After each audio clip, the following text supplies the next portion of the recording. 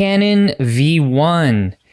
It is kind of a battery hog, and these batteries in here are not that cheap. And when you buy the V1, you get this, that's it. You don't get a USB cable or a battery charger. So Canon makes their official replacement batteries and chargers, but they're kind of pricey. So I was looking at this instead by llano. They have a dual charger with the same kind of batteries. You know, this is a third-party system, so I'm gonna find out in this video if the batteries show up with their information on the camera, and then if this charger can also charge the original battery of the V1. A little carrying pouch. Yep, you got your USB-C to USB-C cable. Here's the third-party batteries, and here's the OEM battery. Let's just look to compare these two here. Canon is 1040 milliamps, and then the third party here is 950 milliamps. Let me see if there's a charge on it first. Pop these in.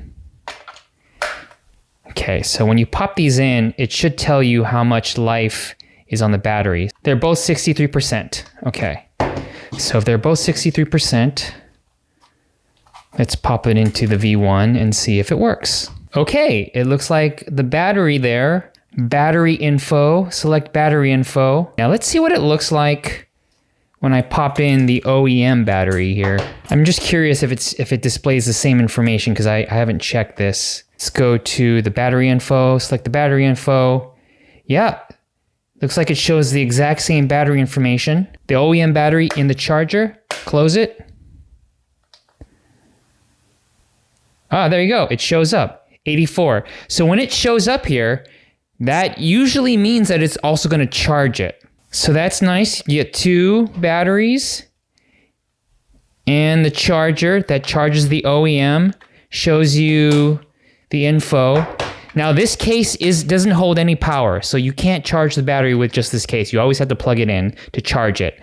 But it's fairly compact, about a little smaller than the V1 itself. For this combination here, the two batteries and the charger, it was actually just as expensive as buying one additional OEM battery. That's why I got this, because of the price difference.